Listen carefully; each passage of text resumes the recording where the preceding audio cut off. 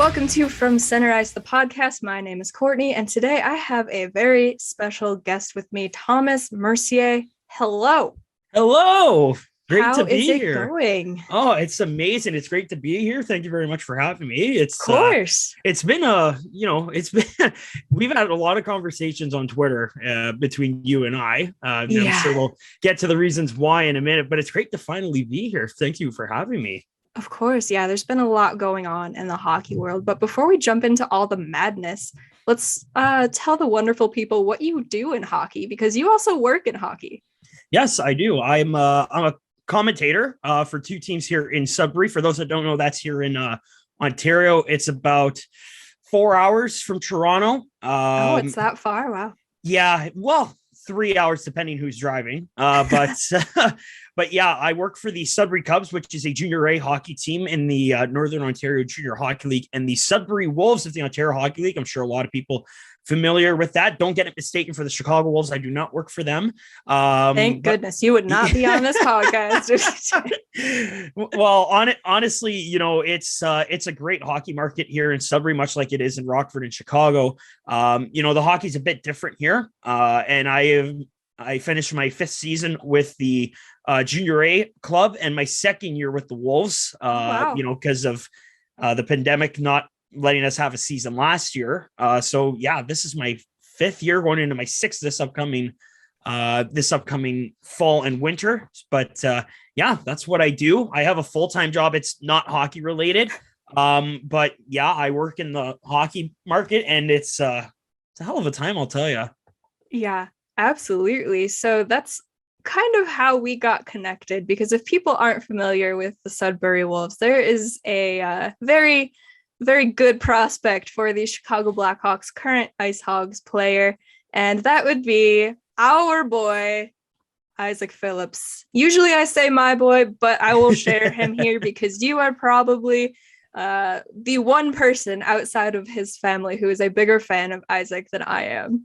Well, I would say you're pretty close, honestly. The reason why we're such big fans, not many people know this, along with being a commentator for the Wolves, we also billet players for the Wolves as well. And Isaak was one of the players that we billeted from his rookie season up until technically not his graduation. He was in his 3rd year when the season was canceled in 2020, would have been back for his overage season if the season were to happen. That didn't happen, as we all know. But yeah, we've known Isaak for a while. 2018, I think it was his 1st year here. And we've been following him ever since. Just an amazing kid. Played here in Sudbury for 2 years, technically. Okay. But yeah, that's how we got to know him. And just, you gush about him, we gush about him. We've been following him ever since, every single game with Rockford. A couple Chicago games. His first NHL game was when I was working, so I couldn't watch it. No. And I was an absolute mess on the broadcast because he literally got the call up just before we were going on the air, and me and my mom were an absolute mess. But yeah, he's an amazing kid, I got to tell you. I'm sure we could talk about him a lot, but that's how we got to know him. And that's how you and I got to connect as well, which is pretty cool. Yeah, absolutely. So they drafted him in 2020. And, once you get further into the draft, you never really know what you're going to get. So, 5th rounder, Isaak Phillips. I was like, cool, a tall defenseman. Sure, let's roll with it. Mm-hmm. And then maybe unfortunately for you, because you didn't get to call the games, but then last season, the season was canceled. So Isaak was eligible to come up to Rockford.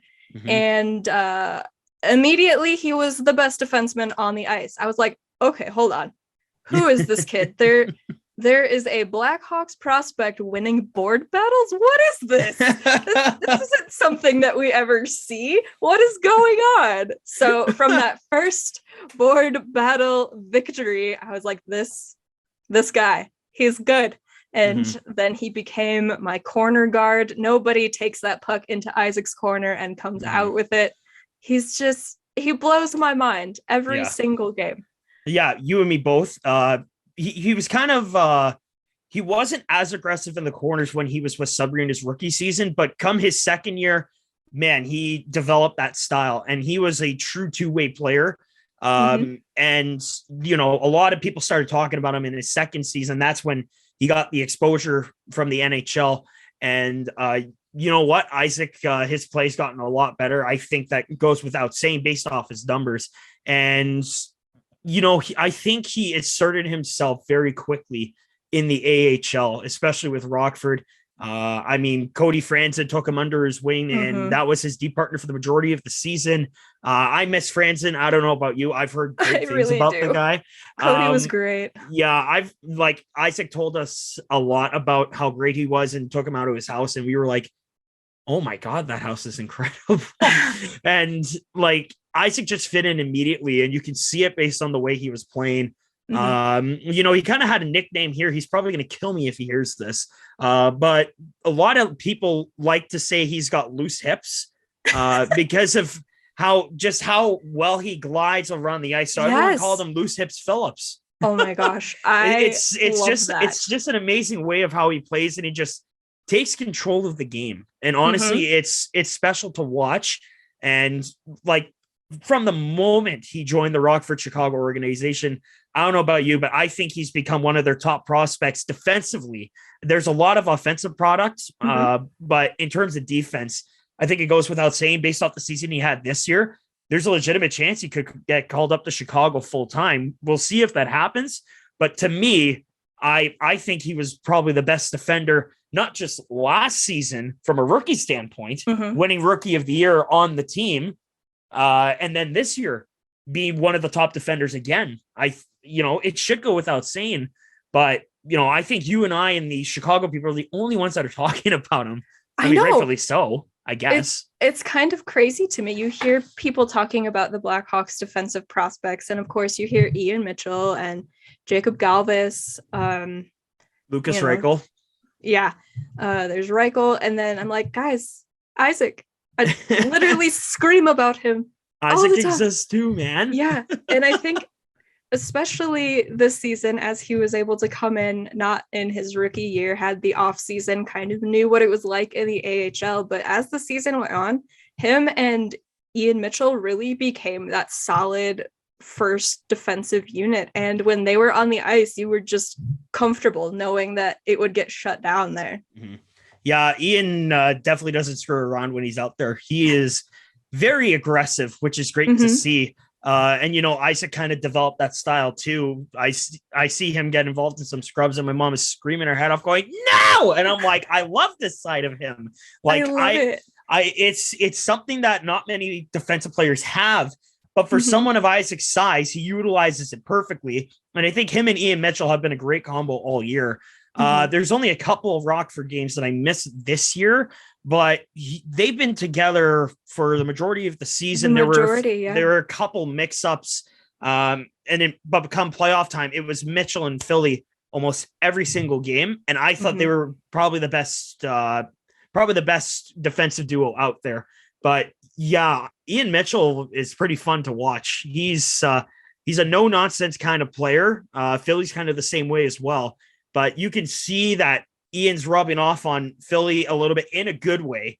And he's become a lot more aggressive. He was already aggressive in those puck battles along the boards, but now he's even more so aggressive. And it is hard to get by him, which I personally love to see. Me too. It's so funny. And I love how if somebody just tries to challenge his area, he'll just look at them and then just shove them over and skate away. Who are you? Oh, and this is my puck. It belongs to me. He cracks me up on the ice every game because you can't beat him on the boards there. And I think he had mentioned before starting that first season with Rockford that he had a growth spurt. Yeah. So I can attest to that because we visited him. Oh boy. Well, we went for the draft party and then not draft party. Yeah. It was when COVID regulations were a little on the easy side. He was part of our social circle, but then we went to see him this past summer and he got bigger, like not just height wise, but like he's bulked up big time. And you can see that, which is definitely really promising for him. You can tell that the conditioning program that Rockford and Chicago have definitely paid off for him, which I love that. I absolutely love it. Yeah, for sure. So you could kind of tell because at the beginning of his rookie season, the skating was maybe a little bit more awkward, getting used to his new body, and he wasn't using his full reach with the long stick that he has. But as the season went on, he got a little bit more comfortable. And then just coming into his second year, he was just dominant. And it was great to see because you never really know. Some guys, they come out, have their first year, and rookie luck, you just look good. And then coming into the second season, I was like, is he gonna look as good? And he got better. Yeah, I agree. I mean, the numbers don't lie, and I mean, I can obviously look them up right now, but based off of his stats from last season, I mean, he didn't have many points, but he was still noticeable out there. Like that. He definitely had that effect. I mean, in his first year, he only dressed for 27 games and had 9 points, was a -3. Not awful for a rookie defender, if you ask me. But this year, he had 25 points and a plus-minus of 0 as a defenseman, which is pretty impressive considering that's only his second season. So to me, it's pretty obvious that he definitely transitioned pretty well, and he's definitely improved. And I think Chicago's gotta invite him to their main camp. It's almost a given based off of how he played this year. Absolutely. And I think realistically he will get one more year in Rockford. He'll probably get the odd call up here and there like he did this season. But I know that the new regime here in Chicago really wants to be patient with their prospects, which I'm loving because I get to watch them develop here in Rockford. And we've seen how they've rushed guys previously and it really hurt their development, like Adam Boquist and Kirby Doc. So if they are willing to be patient and then bring guys up permanently to the NHL when they've shown that they can handle it and really stand out there, I think that's great. But in the few games he had with the Blackhawks, he didn't look out of place at all, which was really exciting to see. And I think maybe his rookie year was the best case scenario for him since he was able to come in to the AHL and it was a short season. He didn't have to do the whole grind of the full year. There was no playoffs to work toward. He got to play with Cody Franzen, and it was a team full of really young players. So he wasn't trying to beat out these more established prospects for playing time. He was able to just go out there, show off his game, and he worked his way up that defensive lineup and was getting huge minutes by the end of his first year. And that just kept going with this second season here. Yeah, honestly, I think that COVID season was kind of a blessing in disguise for him. That season was basically his tryout because he was, technically he was on, a tryout basis, and then he got his ELC. So that was basically his tryout and his training camp in a way. And I think he benefited from it. Not a lot of ice time, which is fine. You're a rookie. You got to earn your ice time. I think it's fair to say he earned it given how much ice time he played this year. I could be wrong. I don't even think he missed a game this year. And he was in every playoff game. And I mean, that's how he did have COVID earlier in the season. And you're right. He missed one or two once he came back from it. Yeah. Aside from COVID, you're right. He missed those games. Damn you, COVID. But other than that, he definitely played every game aside from those couple COVID games. And then, of course, the 4 games in the NHL. Yeah, he didn't have any points, but he still, I thought, looked pretty good. And, Chicago, obviously, yikes, that was a rough season to look at. But he definitely showed some signs of promise. And, he played against some tough opponents. The Carolina Hurricanes are unbelievable. The St. Louis Blues are unbelievable. And then he finally got to play at home and be part of their first win of the season. Oh, it was so good. I was so emotional. So the Blackhawks finally win. I'm like, yay, a win. And then here I see in comes Isaak Phillips to hug the goalie. I'm like, oh my God, all of my feelings all at once. All the feelings. I can't handle the feelings. All the Hawks needed was some Isaak, and then they finally got the win. Yeah. Like it was definitely a very special moment for him. And I wish we could have been at his first NHL game, but of course it was in Carolina. was very last minute Yeah. because he was traveling with the Hogs to Texas because they were supposed to play the Stars that night. And they tell him to get off the plane. You're going to Raleigh. And he's like, wait, really? And they're like, yeah, we already called your parents. We got them tickets. We'll see you in North Carolina. So, and there were a couple times where we were like, is he going to play in Canada? Like, because with the AHL season, the only Canadian team they played was Winnipeg or Manitoba, Manitoba, yeah. I was kind of surprised they didn't play Toronto or Belleville, Laval, like someone close to home. Like they very rarely do. It's really frustrating. I hate the NHL schedule. Illinois is here and Ontario's like right here. Like if you're going to Grand Rapids, you can easily go to Toronto. I don't see the reason why you can't. I get it. Maybe COVID had something to do with it. And obviously, you know, restrictions weren't as strict in, I would say, Winnipeg. I think that goes without saying. But there were a couple times where we thought he was going to get called up with the Blackhawks because there were 2 games in Ontario, one in Toronto and then one in Ottawa. And we were praying he was getting the call up. And we asked him like days and weeks ahead of time. And he's like, I haven't heard a thing. And we're like, okay, we'll wait till next year. Yeah, because his parents went to a few games this year, not just in Rockford, but of course they went to his first game in North Carolina. They might have gone to Grand Rapids as well. I can't remember. They did go to a Chicago Wolves game because we were at the same game. I didn't get to meet them, but I've talked to them a few times on Twitter and great such people. Nice people. Amazing family. Like we have a huge hockey family here in Sudbury. We've had a lot of players come and go. Isaac's the first drafted player we've ever had.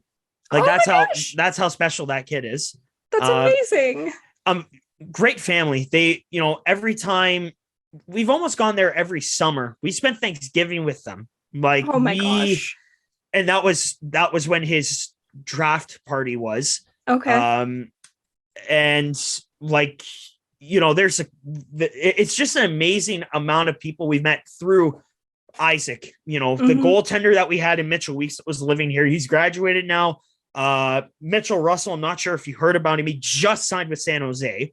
So now there's another player. I think I saw you tweeting about him. Yeah. So Russell and Phillips and Weeks all played on the same team in Barrie and in a small town beside it called Oro Medonte.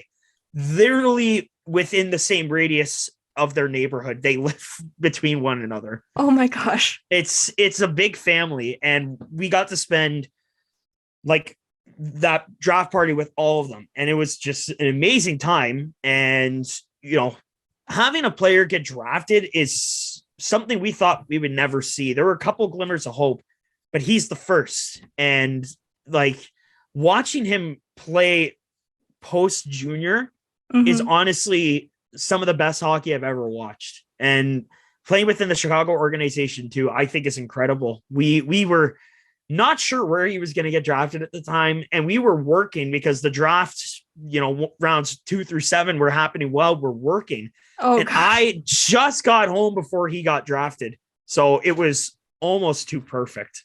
Oh, that is just amazing. I'm just so happy for him. And he just keeps proving that he gets better and better. And he blows my mind. The only thing that bothers me isn't even about his game. It's that the coaches won't use him in an offensive role. I'm like, put him on the power play. That's what I've been screaming because he was on power play with Sudbury.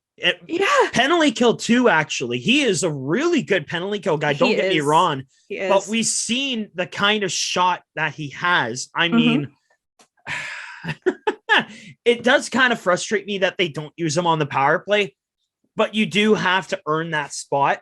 Did he maybe get the opportunities? I can't say for sure. Maybe they utilize him on the power play next year. I don't know. It drives me crazy. I can't speak for him, obviously, but I think him on the power play would definitely be a nice change of pace. At least going into next year. Sometimes test the waters. Why not? You know, it's not like the power play was great this year. Just try it out. Yeah, the power play was a thing. It was certainly a thing. It was something. it kind of reflected our power play here in Sudbury, but I think yours might have been just a little bit better. Better? Wow. Yeah, the power play was not good here this year. Wow, that's saying something. It was not good. And I could say that confidently working for Sudbury. We had a really good team this year. Yeah. But man, the power play could use someone like Isaak Phillips. I can't have him back. I'm sorry. He's all ours now. Well, we can pretend he's Russian. He might be able to get away with it. Yeah, right. I won't allow it. No, of course not. You keep him, please. I would love to have him back here, but yeah, he's on to better things, and I'm so proud of the kid. I love him so much. Yeah, I mean, his two-way play was also something that stood out to me because he's not afraid to just skate the puck into the zone and take it to the net himself. I was like, this kid does everything. He does everything. he does like it all. Swiss Army knife. He does everything. He takes the puck from his own end. He starts the rush. Yeah. He either dumps it in or takes it to the net. And then if there's an odd man rush, he's almost always back into his defensive zone. Yeah. And that's where the term loose hips Phillips comes from, because he transitions perfectly into the play, swivels around, and he's got his head up the whole time. He sees everything that's happening and then just comes right back like that. That's the kind of defensive player that the Wolves needed when they drafted him, and they got him when they drafted him. He was everything as advertised. And could this be hyping him up because it's his second year? Probably, but I'll hype him up every day. I don't care. Me too. That's what I'm here for. And it is tough to see some of the struggles in Rockford, given how successful for the most part they were in the regular season. And I'm sure we'll talk about the Ice Hogs at some point, but Philly was probably one of the brighter spots on this team this year. And putting my bias aside about him, obviously, who else really could have stood out to you defensively? I thought Ian Mitchell had a really good season. You probably could have used more Cody Franzen if he was still with the team. Oh yeah, that was a rough loss. It's tough, but I don't know about you, but I hate to say it, I think his career might be over. He's not getting any younger, which sucks. And you look at the rest of the team, the goaltending was wow. I mean, Arvid Soderblom, he came in and took over, and I thought he was their best goalie. I love me some Colin Delia, but wow, did Soderblom come in and control a game? If it wasn't Philly controlling it, it was Sody 100%. But absolutely, like Isaak, he benefited from the COVID season, and then this year in technically his first actual professional hockey season, I think he benefited. I think he improved drastically. Is there room for improvement? Of course, there's room for improvement for every player. But I think he filled the shoes that were very much needed and could very well earn himself a two-way spot with the Blackhawks. Who knows? Who knows who's returning for the Blackhawks next year? There's a lot of question marks about them. Lord only knows. And they could probably use someone like Isaak. I'm just saying that as a fan and as someone that works in the hockey business, I think Chicago could probably use a two-way player like him. 1,000%. And I knew that this year was going to be a good year for him. The first game of the season they played in Chicago against the Wolves. I was there. He was getting tons of minutes, first pairing minutes, and the Wolves were coming back into the Rockford zone on an offensive rush, but Isaac's partner had changed, and he saw which defender came on and just effortlessly switched sides of the ice because he knew the other guy was going to play on the other side. He did this all while the rush was coming his way and he was going back to defend it. I was like, what just happened? He was just on the other side of the ice. Somebody else came on and all of a sudden he's over here and just did it effortlessly and stopped the play and it went the other way. It's like, oh, he does everything. His transition game is honestly incredible. When he switches sides, it's almost seamless, like 9 times out of 10. And that's kind of how he's able to read the play perfectly. And, based hang on. Better if I don't mute myself there. I was going to say, I think you cut out there for a second. Based on the way he played in Sudbury, he played, let's see, over 120 games, and he wasn't the biggest point guy, but you could tell that every season he played, he just improved drastically. Like this year with Rockford is the most goals he's had in a season on any team he's ever played for. Like that, it's I know that's kind of a weird stat to look at, but given how he performed this year compared to his last season with the Wolves, the points and games played are almost identical. 26 points in 1920 with Sudbury, 25 with Rockford this year, and in one last game played with Sudbury, which is kind of crazy now that I think about it. Yeah, like and he was played in a more defensive role in Rockford. Yeah, exactly, which I think benefited him. Well, that's where he plays the best. He's not offensive first, but if he has an offensive opportunity, he's 100% going to take that chance. But he knows where his job lies when it comes to protecting his blue line and standing in front of his goaltender. That is what he does first and foremost, and he excels at it tremendously. And he's going to improve big time. Is he going to be the best player in the NHL? It's hard to compete with some of the best talent in the league in terms of defense, but he's definitely going to be a bright spot moving forward when and if the Chicago Blackhawks utilize him. And I say if, like they might not, but they better, they should. Like there's no way you don't use him moving forward. Right. I do hope that they give him one more year in Rockford, and not even selfishly, yes, I hope they do so I can see more of him. But next season is probably going to be another huge dumpster fire for the Blackhawks. Yeah. And I would rather him play meaningful minutes rather than just getting worthless minutes. Yeah. And risk hurting his confidence and risk hindering his development as a defender at the NHL level. I think getting call-ups here and there, like they did this season, again, like I said, would help him and get him that experience, but having him play top pairing minutes here in Rockford for a team that will hopefully be mostly similar. I think it would be helpful, especially if they keep Soderblom down here as well. Then if he does end up making mistakes, he knows he has that solid goaltending behind him that will bail him out. Yeah, I don't think you want to rush your prospects. I think that, that should be pretty obvious. And, I'm looking at cap friendly, looking at the cap situation next year for Chicago. You have Calvin DeHaan, who's not signed. He's 31. I remember him in junior. I thought he was fantastic, but wow, 4.5. I didn't even know he was getting paid that much. Yeah. I doubt he's coming back. You have Caleb Jones, who's an RFA, Eric Gustafson. Please don't come back. Boy, that didn't work out very well. And I mean, it didn't work out the first time we had him, and then they were like, let's bring him back. And then you lock up Seth Jones, who, mind you, is a good player, but his 9.5 starts next season. For 8 years. That you're locked into that contract until 2030. That's 8 years from now. Years at 9.5. That's a lot of money. And I like Seth Jones, but he's not Drew Doughty or Eric Carlson, prime Eric Carlson, not the Eric Carlson we know today. But this defensive situation is an absolute gone show. Like, it's bad. Jake McCabe and Riley Stillman are decent defensemen.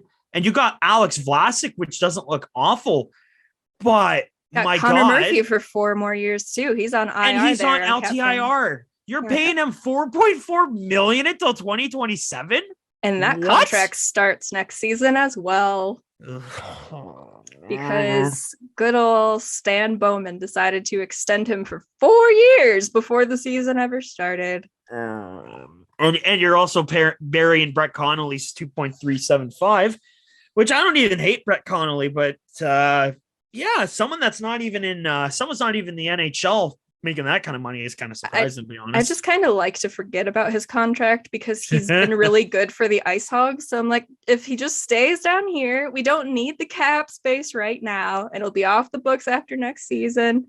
It's fine. Him being injured in the playoffs really hurt. You have $1,203 as we speak in cap space. I make that in 2 weeks. Sign me up, Chicago. I'll take $1,000 per week. Are you kidding me? I hate to move it into the Chicago talk, but you look at this Must year. we? I don't know if you want to go on No, this yeah, bridge, let's do it. but I'm looking at the draft picks. You don't have a first rounder this year. That's concerning. Off to Columbus for Seth Jones. And where did Columbus finish in the lottery? Oh yeah, 6 overall, by the way. 6. Yeah. But I'm not as mad about it because we didn't get a top 2 spot, meaning we can give them that 6th pick this year and we don't have to give them a pick next year. And I would just rather not worry about it for a whole nother season. So I just want to get it out of the way, give them the pick, and move on. They already drafted Cole Sillinger with the pick we gave them last year, which would have been a huge addition to the team. But you know what? Just it's fine. It's fine. I have to say it's fine for my own mental stability. And that's a pretty smart decision on your part to say that it's fine. But I'm looking back at this trade, and we're coming up on the 1-year anniversary of it. I mean, was Boqvist the best player on the Blackhawks? At the time on paper, it sure looked like it. But now you see him kind of dwindle. He's still young. They really rushed his development, and it didn't help at all. 100%. I agree. He was thrown in the lineup, and they totally screwed him. He's 21. Yeah, he's 21. They were like, be a savior for the Blackhawks defense that sucks at age 19 and 20. That's how you ruin someone's career. Yeah. And again, don't get me wrong, I don't mind Seth Jones, but I mind him at 9.5 for 8 years. Yeah, that's let's see Seth Jones' contract, shall we? 5.4, his contract expires this year. He makes, like, before this new contract started, he was making $27,000 a day. I wish. He's 27, which is promising. So in terms of that contract, let's do the math here. He'll be 35. So he'll be 35. Yikes. Yeah. Wow. That's a pretty long contract. I mean, it's not the worst contract in the NHL. Like, Erik Karlsson's contract still exists. It's one of them. But you look at that 6 overall pick. I mean, who, obviously we know who's going first and second, but you look at who Columbus could possibly pick it's a total toss up. Let's see here. The NHL has at number 6, Pavel Mitchikov from Saginaw. And I haven't seen him this year in the OHL. I'm familiar with the name. Again, Columbus could totally reach and, swing for the fences and completely miss. I mean, they could reach like it seemed like Detroit did, taking Moritz Seider, and absolutely nail that 6th overall pick. Yeah, because he was 6th. Looking back at that, and man, Habs fans will not shut up about picking Kotkaniemi over Tkachuk. My God, it has been an absolute firestorm. I mean, if Columbus drafts our boy David Goyette, I'm sorry in advance, because I like Goyette a lot. They have him at 12, which is promising. But again, you look at just that trade and you wonder, is it really worth paying Seth Jones 9.5 until he's 30? What was it? 35? 35 on a rebuilding team. On a rebuild, exactly. Well, you have ruined your cap space going into next year. You don't have a first. You have 2 seconds. You have 3 thirds. One of them is conditional. No 4th, no 5th. 2 6-rounders and a 7th rounder. So Thank you, Stan. Yeah, and 5 of those picks I just mentioned aren't even Chicago's, which. Next year's going to be very interesting. There's a lot of expiring contracts next year, and I'm very familiar with Dominic Kubalik because he played for the Wolves. He's an okay player, but 3.7 considering how much his production dropped, and you have to sign Kirby Dach now. Philip Kurashev, Dylan Strome is expiring on an RFA deal. Excuse me, and you have to pay both your goalies. Hello? It's getting interesting, that's for sure. I got to see the cap after this is all over, because this looks like a mess for Kyle Davidson. And there's so much cap tied up in defense, and the defense is garbage. Yeah. Like Seth Jones is eating up. I'm not good at math here. He's eating up the majority of your cap. I suck at math. I could do this on the fly. Hang on. I don't know. I can't remember what the salary cap is next year. Yeah. But considering the cap, it was 84 million for them, almost 85, and he's making 9.5. That's a lot of money if you think about it. Yeah.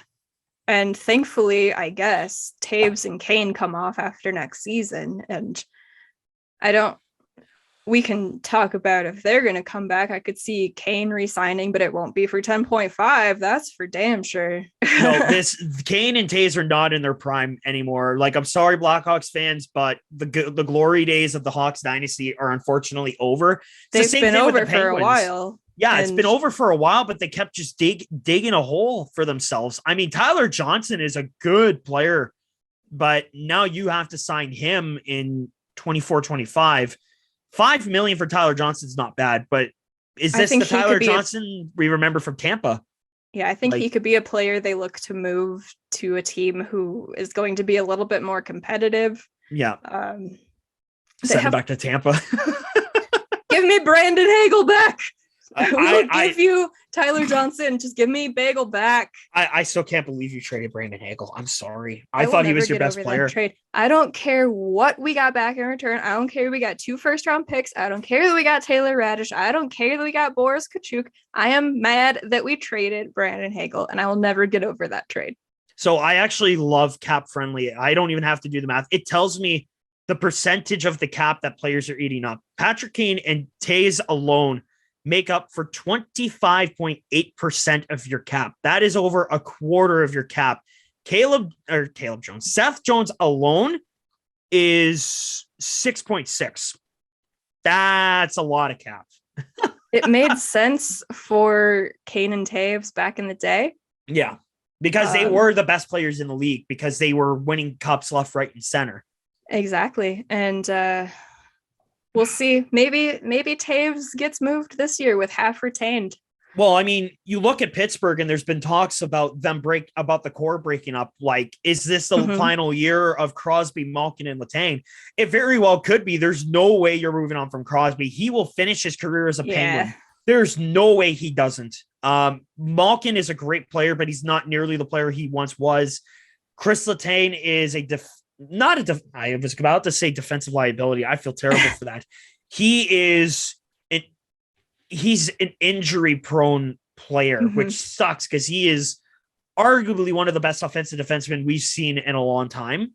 And the same question is floating around for Chicago. And I look at the future. Alex DeBrincat is your future. He should be captain, in my honest opinion. I agree. And, everyone, I don't want to talk about what happened back in 2011, but there's been a lot of talk about Taves being stripped of the captaincy. I don't see that happening. I've talked about that too. Like, I think it needs to happen. A fresh face in the locker room. I sound like Lou Lamoriello in here. Oh no, you better shave that hair off your face if you're going to be Lou. I'm already balding. I can't do it. No. But you look at the contract for Taves and Kane. Next year is the final year of that contract. That'll free up a lot of space. Yeah. But which one do you keep? Because realistically, moving forward, you can't keep both. In my opinion, Patrick Kane is one of the greatest born American players in NHL history.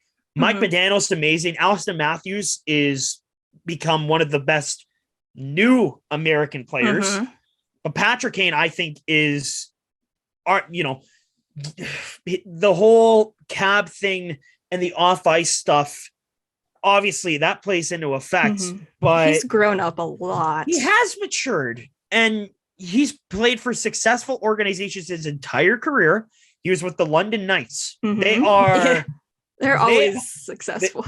They are the New York Yankees of junior hockey. They win championships left, right, and center. And Patrick Kane was at the forefront of that. Jonathan Toews, he is probably one of your greatest leaders that you've ever had in franchise history. Or so. But thank you. I don't know about you. To me, in my limited watching of this team, it looks like there's a disconnect in the locker room. You had the coaching change. You had the off-ice debacle of what happened when you won the cup. It's kind of obvious that their legacy, in a way, is somewhat tarnished. But these are still two of the best players in the NHL at their time. And they're not putting up the numbers anymore. But Patrick Kane, in my opinion, is the better of the two. You can bring him back, but not a chance you pay him like, no. I'm sorry, he is going to be 34, 35 after next year. You cannot pay him. I can't even make up a number because someone's going to get triggered over whatever number I possibly make up. We can't pay him more than Seth Jones. How about that? No, absolutely not. I think you paid DeBrincat more than you paid Kane and Toews combined, possibly. Oh, yeah. Because, I mean, DeBrincat's an RFA after next season, so good luck with that, Chicago. Yeah, I think Toews will be gone after the contract, if not before. I could see Kane re-signing, and between the two, Patrick Kane is the one I would keep if I had to choose. I got to ask you, though, of the three possible scenarios, which one is it? Is it free agency, via trade, or does he call it a career? That's what I wonder. Because he'll be, if my math is correct, let me pull up Jonathan Toews real quick. His birthday was on April 29th, so that was last month. So he's freshly 34. He'll be 35 after the season has come to an end next year. Most players missed all of last year. Yeah, most players don't play that late. Like people like Patrick Marleau can get away with it because they play on terrible hockey teams. But these two are not getting any younger. Toews especially. And yet we have Toews saying that he still has the best hockey ahead of him. I'm like, okay, Captain, you're delusional. Your best hockey was in the 2010s, Jonathan. I'm sorry. I'm sorry, but the future is passing. Like the past has passed you. The future's passing you by. Yeah. I just don't know if he would. I don't know if he would. Is he willing to take a hometown discount though? Well, what if he can't play next year? What if the injury's too much? Hopefully, if he takes a hometown discount, it's with Winnipeg and not Chicago. I can't see Winnipeg signing him. I can't. They have one of the lowest cap hits in the NHL. Winnipeg's situation is, I think, going to be interesting, especially given who their coach is going to be moving forward. But Jonathan Toews, I wonder if this is the last time we see him. Like, is he even going to play next year? That's what I'm wondering. It would suck if his career were to end because of injury, but 10.5 for someone that completely missed the season last year is not good. Not good. He wasn't great this year. I mean, he was in our top scorers, but that's because nobody was scoring. 12 goals and 25 points, and it was a minus 14. Look at Seth Jones's plus minus. Just look at it. That's his worst plus minus in his entire career. Toews? Wow. Wow. His worst plus minus before that was a -2 the previous season. That's wow. But yeah, let me look. I mean, the Blackhawks were bad this year. Yeah, I hate to say it. They absolutely really were. Bad. They could have used an Isaak Phillips, just saying. It probably would have saved them some embarrassments. But the Ice Hogs were able to make the playoffs, so it's okay. Even though it didn't last very long.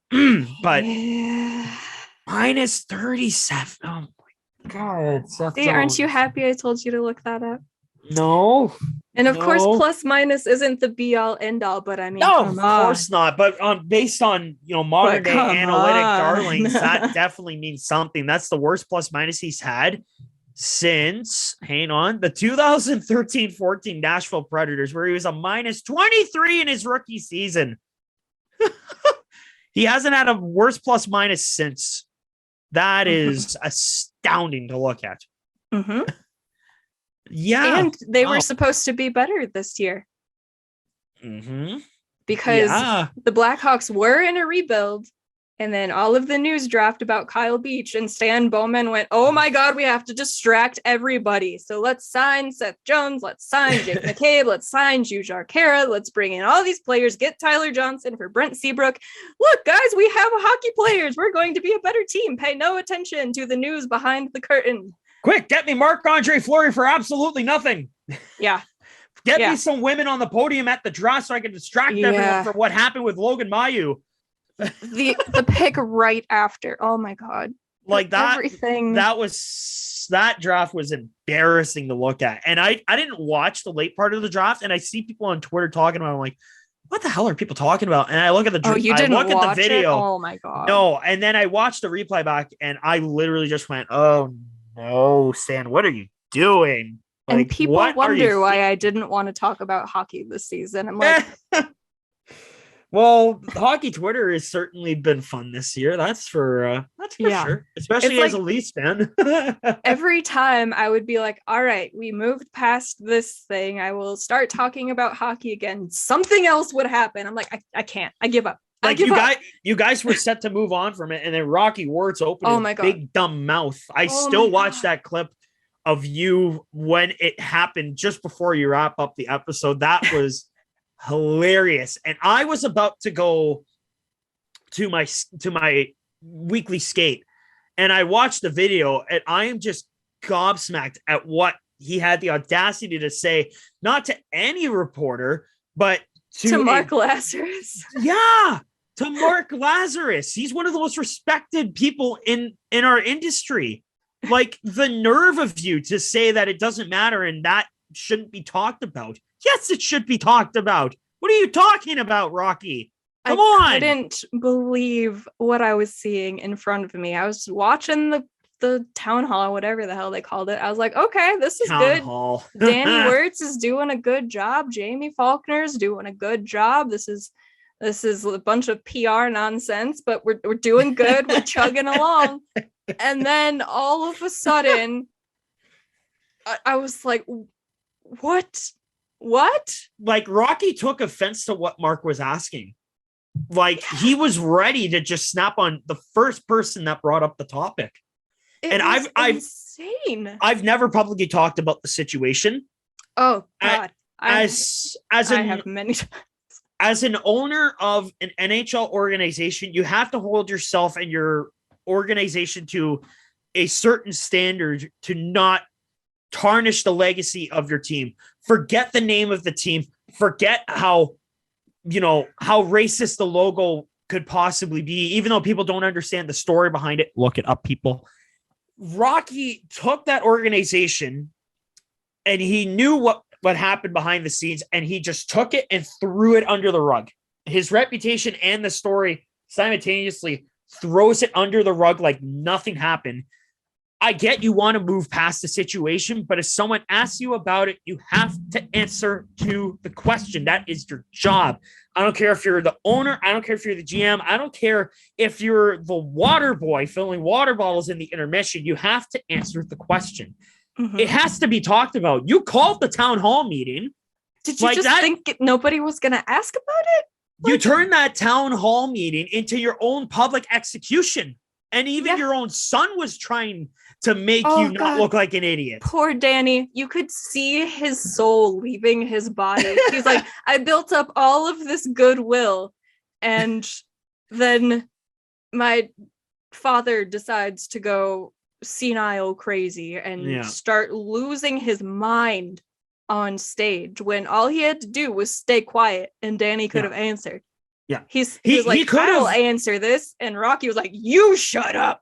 See, oh my God. I felt so bad for him. Oh, me too. And, Rocky could have possibly taken the easy road out by passing on the question, but he went full in on Mark. That's the problem I had with the question at the time, is that he went hard on Mark. He could have just gleamed over the question and just straight up said, we don't have to talk about it now. We could talk about it later, but he didn't choose the right responses, which is what I took offense to. Should it be talked about? Of course. And he should answer to it, being that he was one of the main parts of that investigation. But to me, you could have made the situation better. And hindsight's 2020. Could they have handled that town meeting better? Absolutely, they could have. But Rocky is a part of what I like to call the old boys club, where they like to do things the old-fashioned way, where they don't have to answer to anyone at all. They could just go gun-ho without any possible repercussions. And I thought his apology was just as bad as his blow-up at Town Hall. It might have been worse. It probably was worse, and I hate to didn't fix anything. No, you're right. It probably made it a lot worse, and I get it. This team's trying to move past this and look forward, but now there is that black eye on the Blackhawks of not only the Kyle Beach thing happening, it being swept under the rug by the owners, some of the players that were involved in it, and ultimately, despite the investigation and what anyone says, the NHL and the NHLPA knew 100% what happened, and they let it go. And someone's career and possibly their mental health was unfortunately just destroyed as a result of it. And I felt awful for Kyle Beach. That was awful. Hazing is still very much a part of the game, as it shouldn't be. There is still hazing in junior hockey, and I hate seeing hazing, period. I think it is subject for removal in some way or form. Someone I know personally, Akeem Alou, was hazed in junior hockey. And horribly. Then came to the Blackhawks, and guess what? That still isn't resolved. Nope. And that's unfortunately where we sit in today's hockey standards. People can disagree with me all they want. That's our hockey culture, and it's gotta change. Like, I hate to bring up the PTSD, but my God, people act like this is nothing. And it's disturbing that people will just take situations like this and just sweep it under the rug and pretend like nothing's happened. Like, it's humiliating some days. And something's got to change. And the future of the Blackhawks, in my opinion, to finish my thought, hinders on what happens next. Do the Blackhawks ultimately sell the team? I can't say for sure. Who knows what's going to happen? They probably won't, but at least Rocky's son will have a better understanding of what to do moving forward. He obviously wants to make amends with what happened in the past, and I respect that. His dad, I don't know if he's willing to change. Probably not. Probably will. I can't speak for him. But it's clear that this organization needs to move forward. People are calling for a name change and a logo change. I don't know if that will ever happen based on the fact that there's an actual story behind the name and the logo. Unlike some teams that had very questionable names and logos, names that I won't even mention because they are disgusting to even say. But ultimately, unfortunately, this franchise has a black eye on its name because of what happened on that fateful day back in the 2010s. And it's honestly awful to still think about and talk about. But if we don't talk about it, then people are going to act like it never happened. And that's where I'll finish my thought. I'm sorry for the PTSD, but it's unbelievable where this team is going forward. And hopefully, Isaak will bring in a new era for this team moving forward. He's put aside all of the things that have happened. He doesn't want to think about that because he wasn't part of it. Right. He was not part of what happened.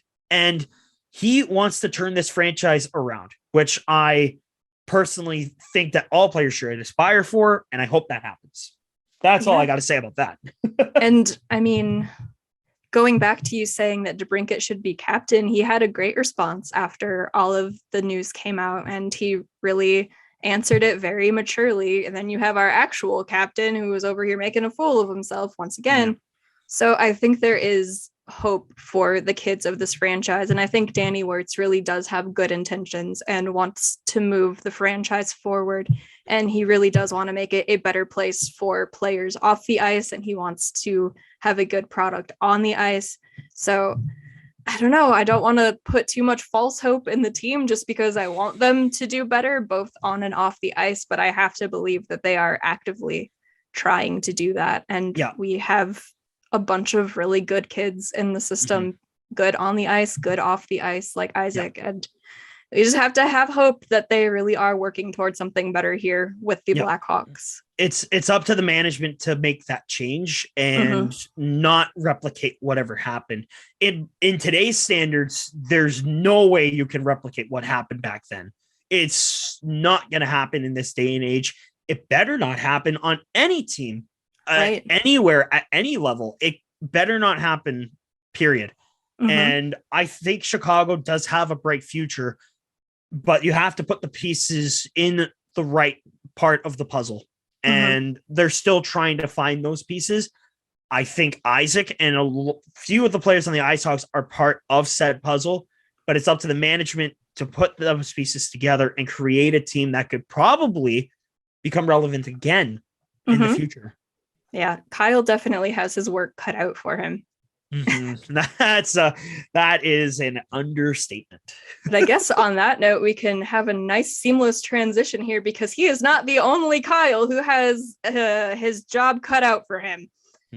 Because we have a Kyle up in your neck of the woods, up in Canada, who also is going to have an interesting summer.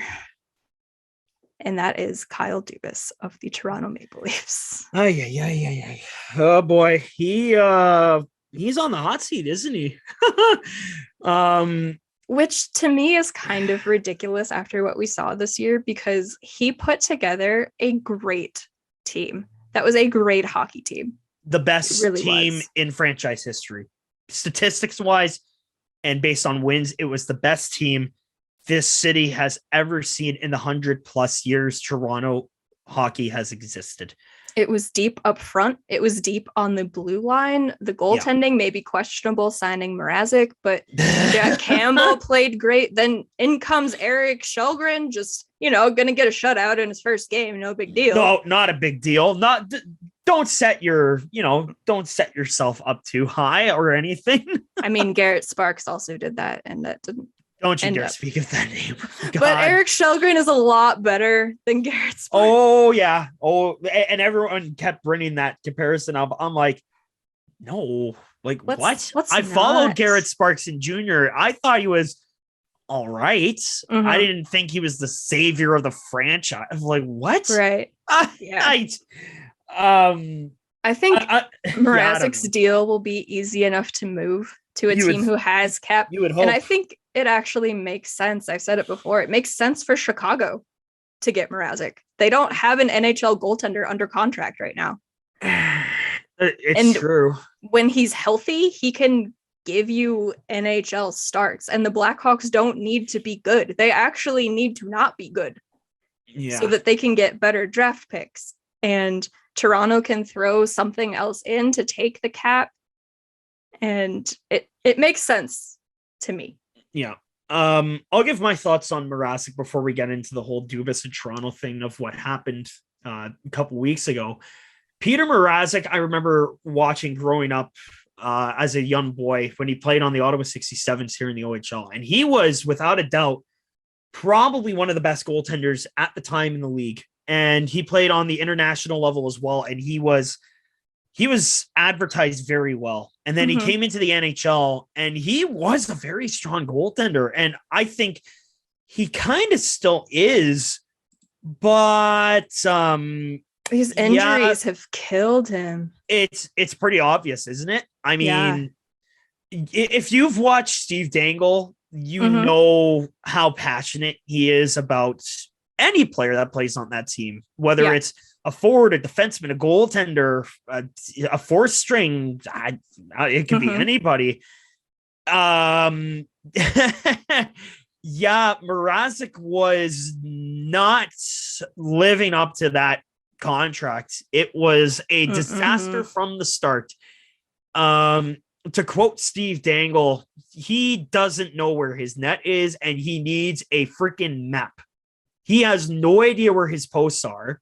It was bad. It was glaringly egregious how bad his positioning was. I don't know if that's ever how he played or if that's how the goaltending coach taught him how to play. If that's how the goaltending coaches taught him how to play, they need to go for an eye examination. Honestly, it was not good. He was letting in really soft goals, and easy for us to say, obviously, being the armchair GM or coach that people will make us out to be.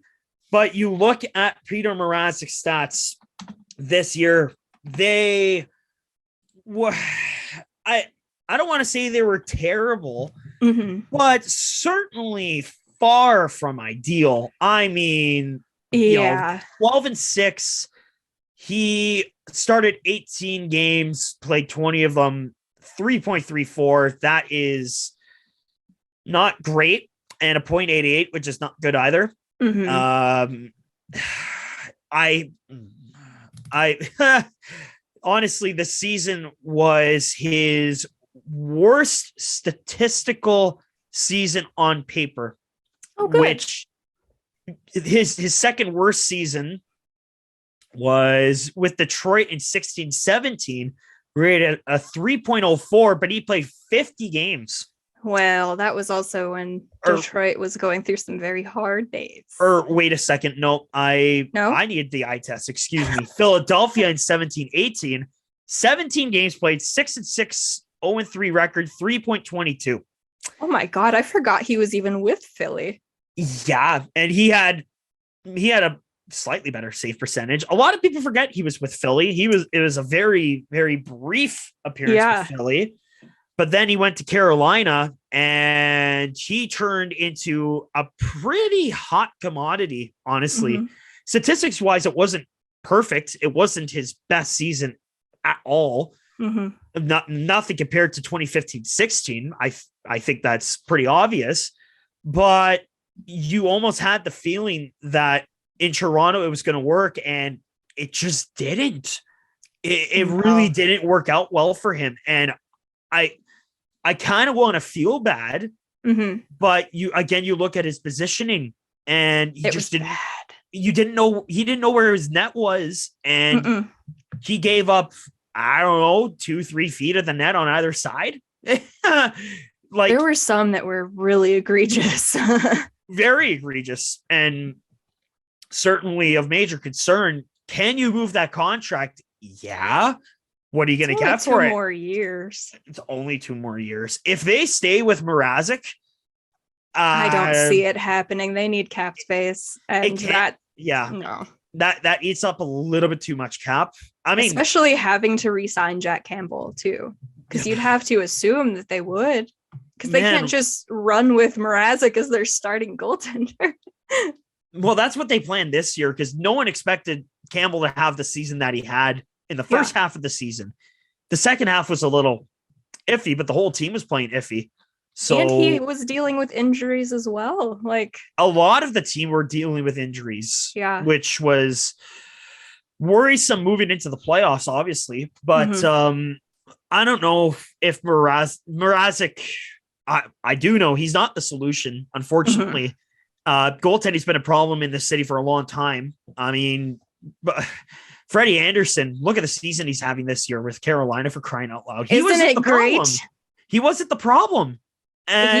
He certainly wasn't good in the playoffs, though. He wasn't great. He didn't have a great track record. Neither did the Toronto Maple Leafs, believe it or not. I mean, playoffs either. That's fair. That is very fair.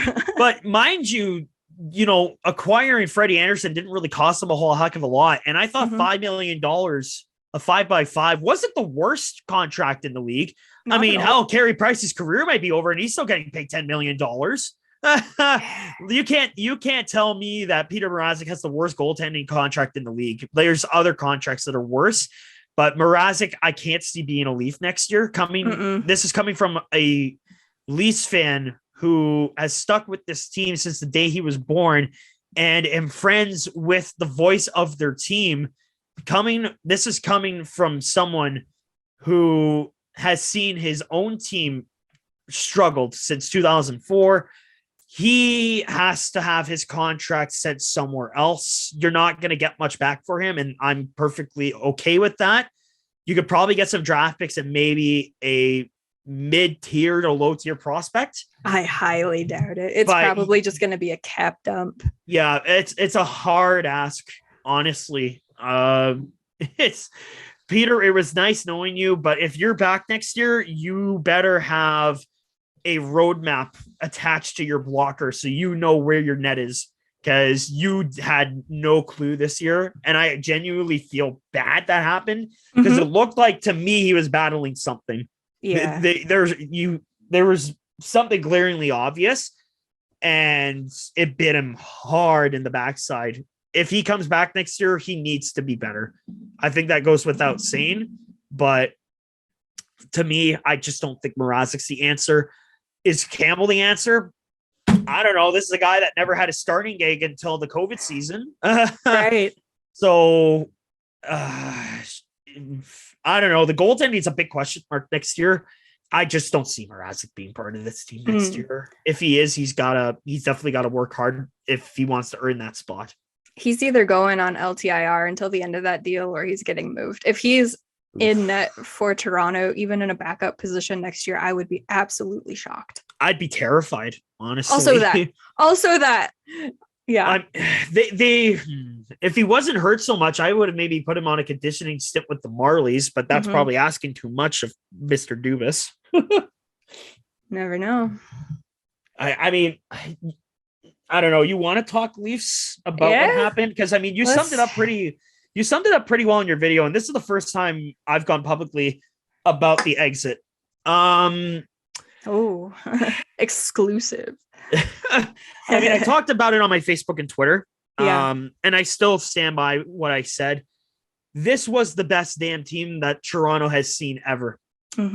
You had amazing players like Matt Sundin, Wendell Clark come through your organization. And even then, those teams couldn't hold a candle to what this Leafs team accomplished in the regular season. This team has struggled to win a playoff series since 2004. But this team, you can't say didn't give it their all this year. This was a team that battled through a lot of adversity. They finished with an unbelievable season and they had home ice finally. Yep. So they had home ice advantage. Austin Matthews. I mean, what else can goals. You say?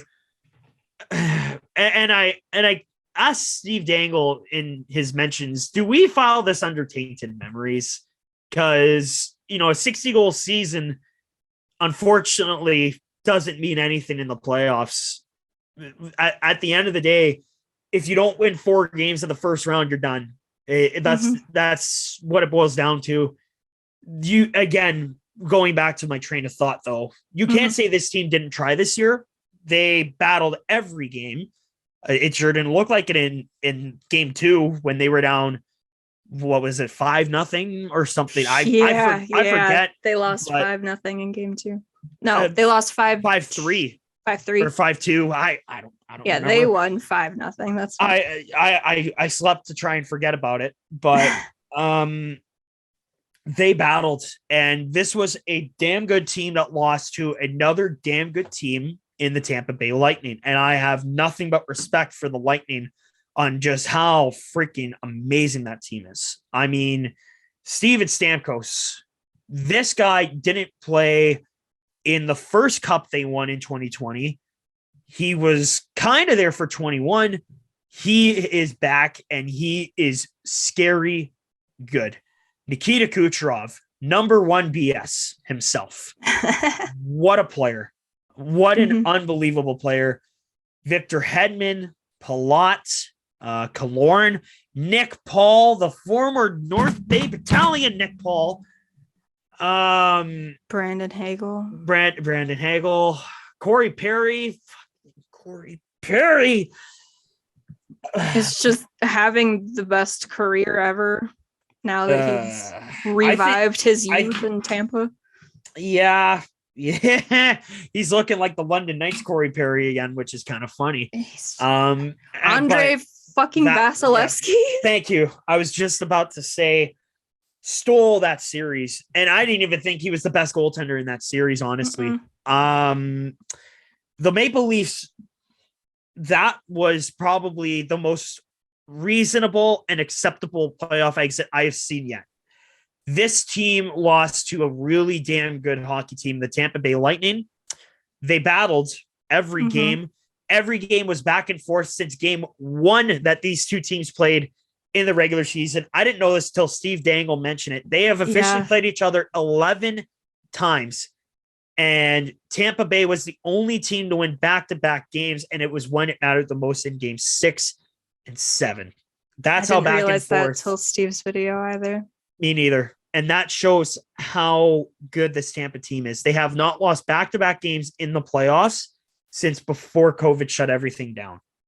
Think about that for a second. They haven't lost a back-to-back game in the playoffs in almost 3 years.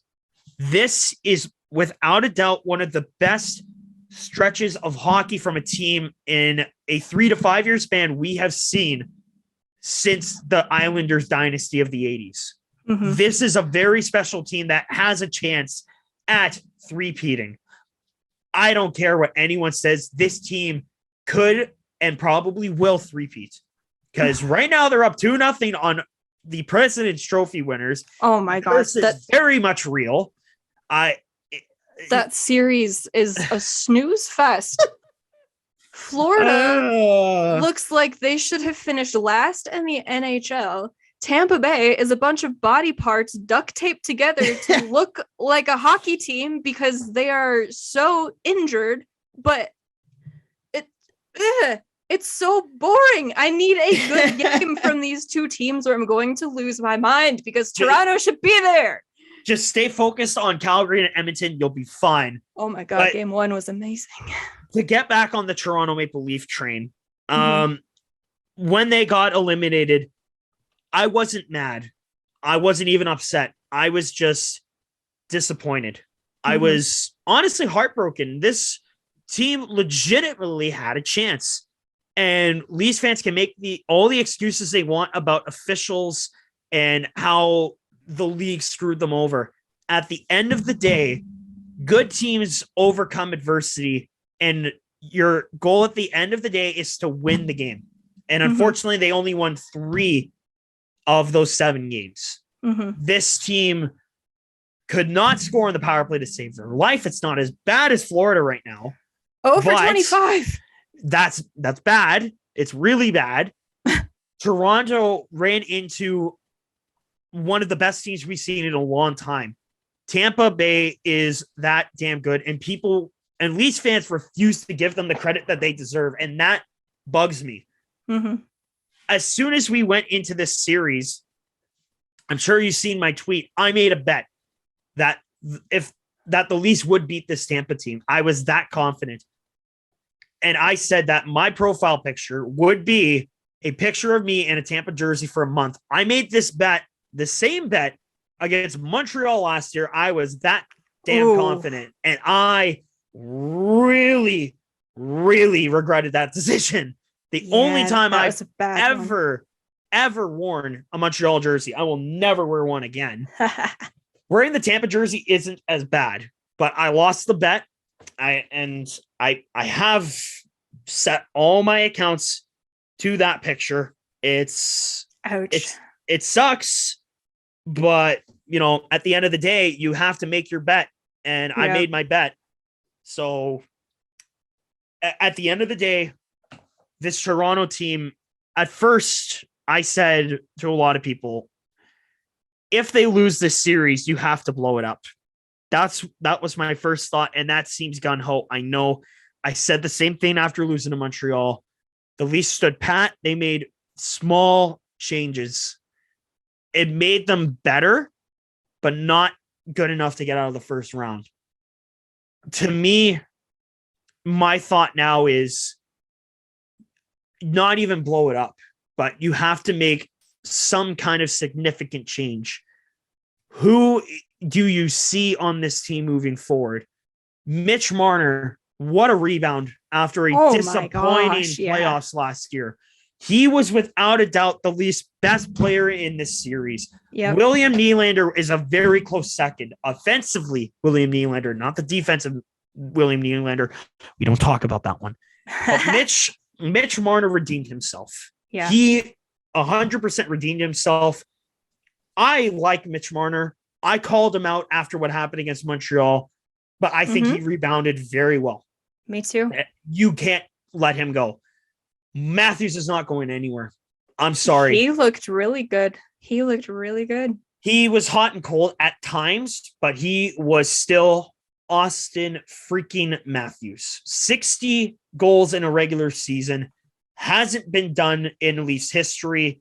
Has not been done since Ovechkin and Stamkos.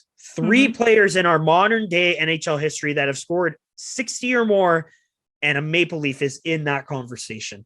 That is special. Those other 2 guys, it took them a while to get their cups, Yep. Certified Hall of Famers. Those 2 are Hall of Famers. Without cups, Stamkos and Ovechkin are going to the Hall of Fame. Is Matthews Hall of Fame? We can't say that yet. It's early in his career, but he's won the Rocket Richard again. Could he win the Hart? I don't know. Should he? Maybe. But Connor McDavid's giving him a run for his money. Over 120 points. Holy crap. That guy is ridiculous. It's not fair. It's not fair to think this guy played in the same league that I work in. It's stupid. It is. Matthews is not going anywhere. No. There's no way. He is your future, and you are banking your future on him. The one player I was super hard on in this series, John Tavares. Oh, yeah. My God, what an awful start he had. He looked invisible. You couldn't notice him on the ice. But, and this is a big but, games 4, 5, 6, and 7, he was there. And I have been begging him to show up in this playoff series. Was it too late? You could say so, but holy crap, he gave them a chance. He should have tied it there in game 7. I drink to forget that goal being called back. But Tavares, a lot of people are wondering if he should move. No. You are not moving that contract unless you eat cap. You're not moving that contract. Do I see him as a Leaf? Potentially. Do I see him as captain? I honestly don't know. I don't think he is the leader in the room. He's been a leader his whole life in Oshawa and London. The Islanders, as much as New York fans hate his guts, he was your captain on some terrible hockey teams. Yes, what he did was pretty shady, but you should be thankful that he actually stuck there because your team just fired one of the best head coaches in the league. Yeah. And you have Lou Lamoriello as your GM. Good luck. But getting back to the Tavares thing, I can't see him being moved. If they do, I'll be stunned. I will eat my socks. I will eat my socks. William Nylander, amazing offensive upside. I thought he was the best offensive player we had. But oh my God, this guy could not backcheck to save his life. And this was the big thing going into the season, was management pulling him aside saying, Willie, you got to step it up defensively or this can't continue. And he didn't perform defensively. His offensive upside is there, but defensively, he is a liability on skates. And I hate that because I love William so much. But at the end of the day, I said these phrases a lot today. Oh my God, I am tired. He held the Leafs ransom for a contract that he thought he was worthy of. And he held out almost until the halfway point of that season until he finally came on board and then just disappeared.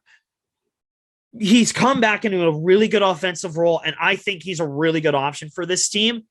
But out of the four big four players, I almost feel like Will's on the outside looking in. I don't know if he has secured a spot on this team moving forward. What you can get back for him, I have not the slightest idea. Again, I love Will, but if you want to ensure a spot, you got to grind in the offseason and be better defensively and act like you give a damn, honestly. And then when it comes to the defense, the defense actually wasn't even that bad this year.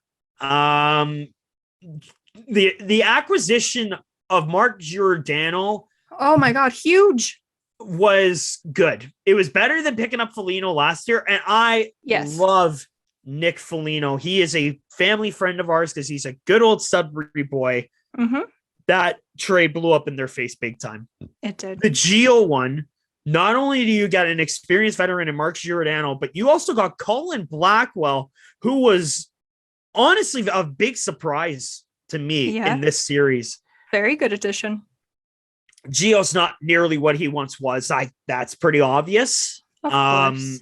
But at the same time, he brings that veterancy to the room. And I thought he actually had some shining moments. And if this is the end of the line for him, I wish him the best of luck in retirement. I would love to see him come back as a Leaf on a discounted contract. I think he would make less if he came back. And he said that 100%. He loved playing for the Leafs. So yeah, which, you know, a lot of people would ask him, are you okay, Mark? But the acquisition of Ilya Lyubushkin, I thought worked out very well, considering the very small amount of things they gave up for Lyubushkin. Was he perfect? No player is perfect, unless you're Connor McDavid, I guess. Muzzin was not here for a few games because of injury or just not being noticeable. Timothy Liljegren, I don't think got his fair shake. I would have liked to see him more in the playoffs. That was inexcusable to me to scratch him for the last 5 games of the playoffs.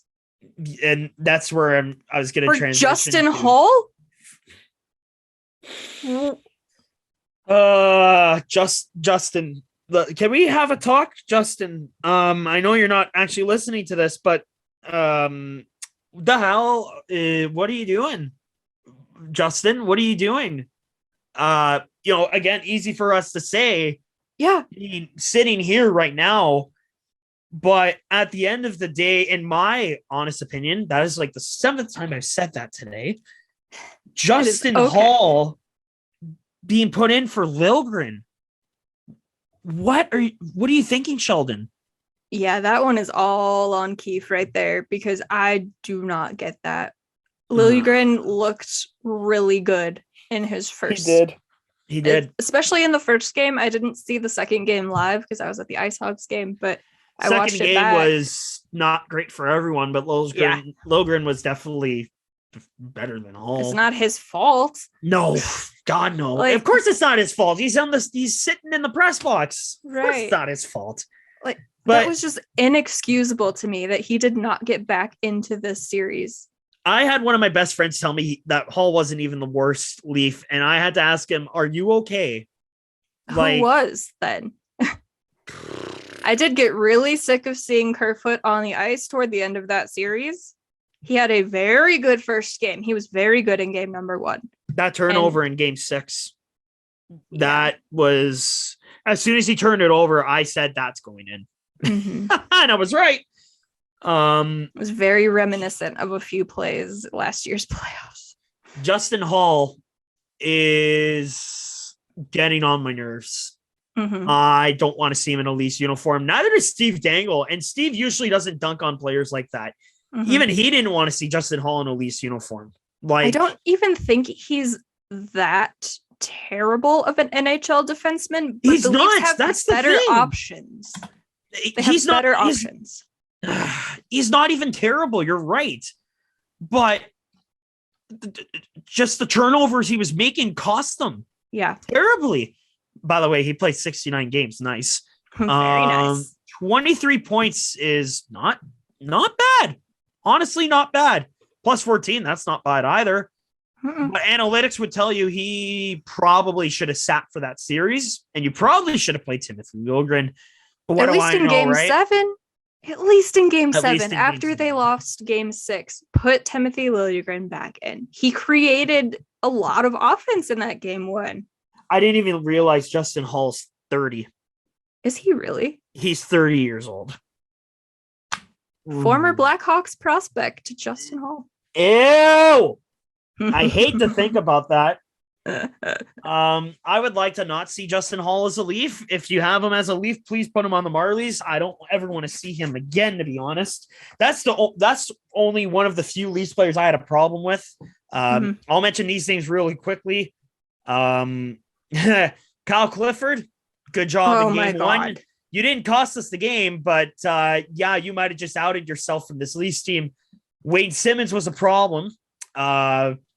Big problem in terms of, I get you need grit and sandpaper, but at some point you got to pull Wayne aside and say, dude, you can't be taking parades to the penalty box every night. We need you right now. Yeah, those penalties after the whistle were not good. Because at least Corey Perry knows when to stop.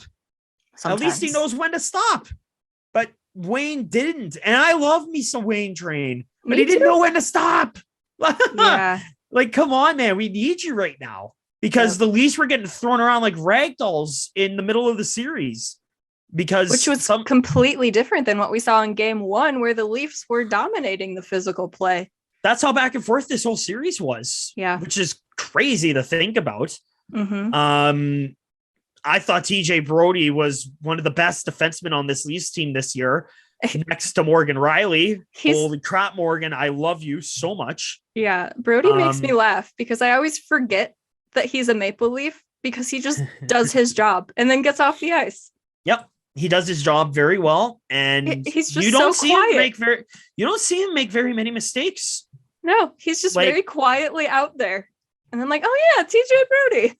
He's only been a he's only been a minus in full seasons, like almost full seasons where he's played. Let's see here. He's only been a minus when he's played 40 plus games per season. Mm-hmm. He's only been a minus 3 times. Wow. Plus 29 with Calgary, 34 points in 19. Plus 23 with the Leafs last season. Point production, sure, whatever, wasn't great. This year he had 28 assists. Yeah. Or they don't need him to put up points. They have everybody else to do that. They needed a defensive defenseman, and he does that very well. Yep, I agree. He's a great defender. I have no problem with TJ Brody. Jack Campbell, my next Leafs jersey will have Campbell on the back. If anyone hurts my soupy, I am going to find that person. Yep. And give them a stern talking to. Yep. My soupy jersey is the one I was wearing in all the Leafs videos. Shalgren, I thought did very well for the role that he came in for. I'm excited to see more of him. I just hope they don't throw him into the Lions' den and completely mess him up. Yeah, there's that. But this was a team, to finish my thoughts, had a damn good season and unfortunately came short in game 7. This was a result I wasn't nearly as upset with as I was last year and the year before that and the year before that. Not to say losing to like Boston or Washington were bad teams. Right. But you should have beat that Montreal team last year when you're up 3-1 in the series. Yeah, that Montreal team went to the Stanley Cup final, but they beat a Winnipeg team that was completely out of gas after sweeping the Oilers. Mm-hmm. Then they played Vegas, who just underperformed, but then they got their butts handed to them on a silver platter by the Tampa Bay Lightning, because Tampa Bay had the pieces together. Yep. And that people are going to think this is sour grapes. It very well could be. I'm not going to stop you from whatever you think of my judgment, but the Toronto Maple Leafs ran into a good opponent. You can blame the refs all you want. At the end of the day, you play to win the game. They only won 3 out of those 7. It wasn't enough. They lost to a very formidable opponent. And I think Tampa Bay is they are the team to beat in this playoffs because they're the 2-time defending champions, very capable of three-peating. For Toronto, I don't know where you go from here. I think you got to think that, Keefe and Duvis are in the hot seat. I mean, our coaching is in a lot better position than it was with Babcock. I hate the fact that Babcock was a thing. Today's the anniversary of us hiring him. Oh, God. Gross. Oh, God. Disgusting. Yeah. Kyle Duvis has his work cut out for him this summer. And I get what Shanahan is saying is we're not going to make changes for the sake of making changes, but there's pretty obvious decisions you need to make moving forward if you want to get over that hump. This was probably the year you should have gotten over that hump. And unfortunately, they couldn't because they ran into Tampa. Screw how the playoff bracket sits. This team very well could have gotten over that hump this year. Unfortunately, didn't happen. I'm not upset. I'm just disappointed we couldn't get over the hump. We had an amazing season, and I had to retract my statement saying that they need to blow it up. I think you need to look in the locker room and see who you bring back. I need Jason Spezza back. I hope this isn't the end of the road for him. I personally love him as a player. He is the leader in that room. Absolutely. Like, look what happened in I forget which game. Game 5, game 6, whichever it was when he talked to Campbell.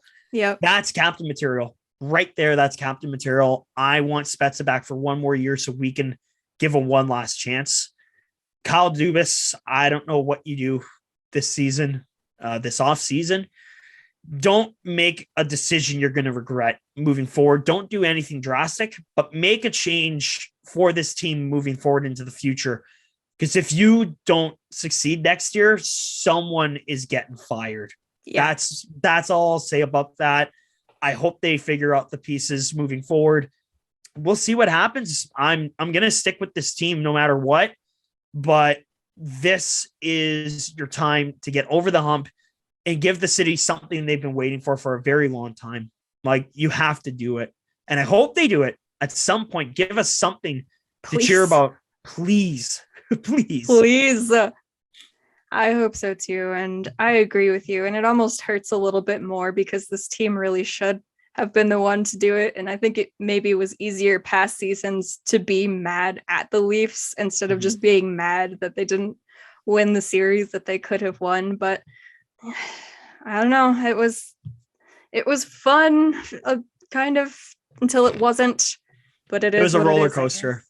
It sure was. But we'll wrap this up here pretty soon. But I must ask you one question. Oh boy. It's a very important question. All right. How do you feel about the captain of the Ottawa Senators rooting for the Calgary Flames? Well, I can tell you I'm not nearly as salty as the rest of hockey Twitter. That is Matthew Tkachuk's brother. Someone that's, believe it or not, this might be breaking news to someone. That's his brother. He's part of his family. He's supporting him. What? Go touch grass. Go outside. Read a book. Yep. Go see your friends. You're mad about Brady Tkachuk supporting his brother in a playoff game? What? What kind of world are we living in right now? Are people actually mad about this? What? There's a lot of crazy stuff that happens on hockey Twitter. This one is up there. This might be. I've seen too many tweets from people asking, why is he supporting his brother? Why is he in Calgary? What is he doing? This is really what we're complaining about right now. Really, like, there's worse things in the world to be mad at. And instead of talking about how amazing that first game was, it's, oh my God, Brady Tkachuk was supporting another hockey team. Like Darren Haynes saying the captain of another NHL team being Matthew Tkachuk super fanboy is just so weird to me. Maybe because that's his younger brother being happy that his older brother is having success in the playoffs right now. It's like, his what brother. what are you talking about? Like, why is no one dunking on Keith Tkachuk? Man, I bet the Arizona Coyotes and St. Louis Blues are absolutely pissed that Matthew Tkachuk's father would dare be at the game and support his son. The audacity to do that. The London Knights must absolutely be livid that this is happening right now. This is really what the world is coming to right now on hockey Twitter. This is why we can't have fun in hockey, because when there is something fun, like Brady Tkachuk holding a beer and having 2 more in his back pockets, all of a sudden it's a problem. Like he's not playing right now. Who cares? Who cares? Either he's at the game supporting his brother, or he's at home supporting his brother. Like I respect Julia McKenzie from The Athletic a lot. But to say that she's not trying to start anything here, and I have no real issue, but I'm genuinely curious about how Sens fans feel about Brady Tkachuk. Who cares? Who cares? At the end of the day, his younger brother is supporting him in quite possibly one of the most asked for playoff series in NHL history. Yeah. He is allowed to support his brother. And people were wondering, why is he wearing a shirt with Calgary's logo on it? Why is he wearing red? Because he wants to blend in. Right. He's just there as a fan. Like, Julian, not trying to start anything here, but I'm going to start something here. Like, please. And you're trying to make the comparison of Ryan Suzuki going into the playoffs and asking if Nick Suzuki were a bunch of jerks t-shirt. What? Of course he would. Yeah. Any brother would go support their family member. Like, it's embarrassing that this is what we're talking about. And it makes me so mad that it's so dumb. People are so angry about this. And people are going to ask, well, Thomas, why are you upset about it? Because I have a legitimate gripe to be mad about this. Brady Tkachuk is allowed to support his brother in any way, shape, or form. On the ice, it is a business. If they're playing against one another, he's not going to be his cheerleader, obviously. But if Brady's not in the playoffs, he has every right to go support his brother in a playoff series. 100% he's allowed to do that.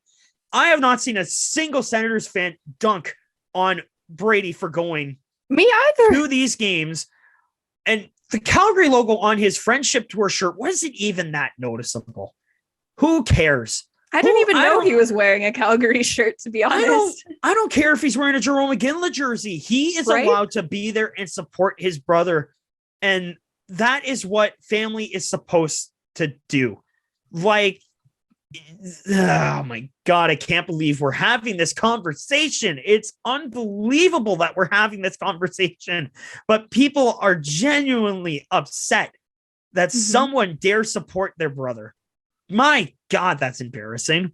I have to believe for my own sanity that they're doing this just for clicks, because any fan that I've seen talking about it is just like, oh, look at Brady Tkachuk out there supporting Matthew. This is funny. He's drunk out of his mind at a hockey game. Like, he's not playing. Who cares? Exactly. Let him have fun. He's of legal drinking age. He wants to get to know people. He wants to be there and watch his brother succeed. Because, like, Calgary's an amazing team this year, and they absolutely dunked on the Oilers in game 1. And going to hockey games is fun. Yeah.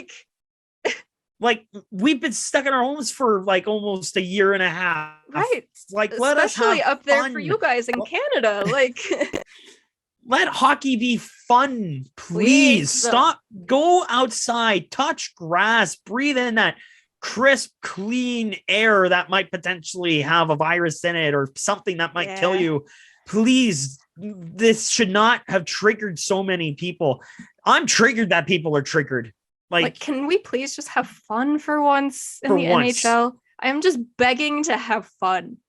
because the NHL clearly needs more stains on their reputation. Right. And that the biggest stain right now is that a brother from another team in a different market is going to support his brother in a totally different market. Like, come on, people, give your head a shake. Please. Seriously, I think more hockey players need to go to playoff games when their team's out. Like, yeah, come on.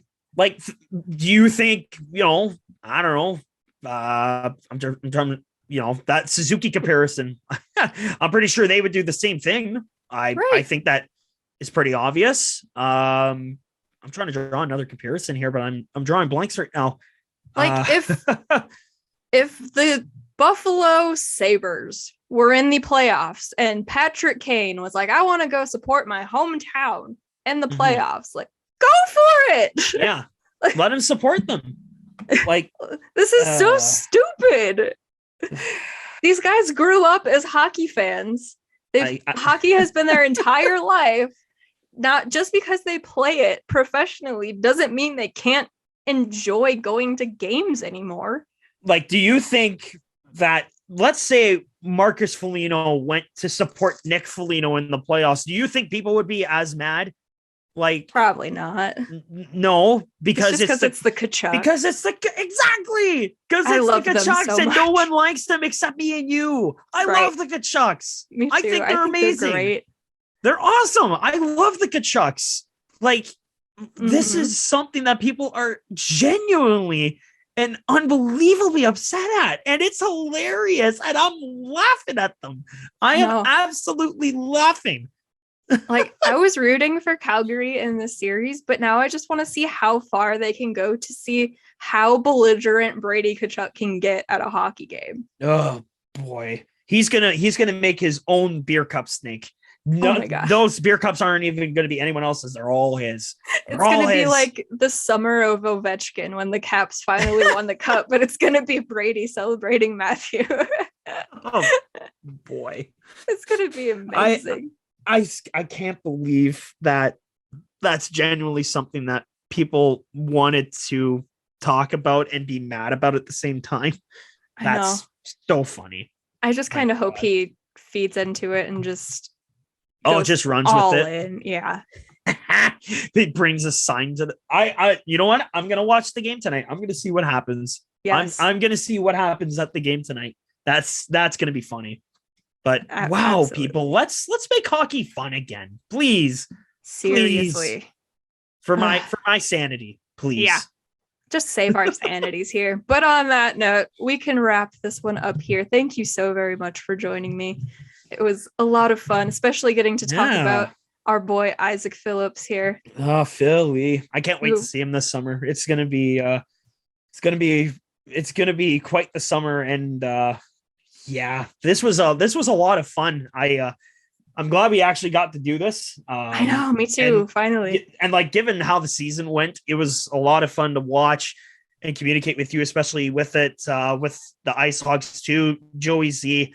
I mean, listening to his games is so much fun. It was pretty awesome to watch this team this year. I can't wait to see what next season has to offer. But yeah, this was an awesome time. I'm so glad that you had me, and hopefully we can definitely do this again at some point. Oh yeah, we'll have to, especially once Isaak gets that first NHL goal. Oh yeah. Oh god, if that happens while I'm working and not watching the game, I might have to give him a few choice words. Yeah. Like, I was working. Yeah. How dare you score when I'm not watching? How dare you? But let the people know where they can find you on the internet. Yes, absolutely. On Twitter, you can follow me, TJM_play-by-play. You can also follow me on Instagram as well.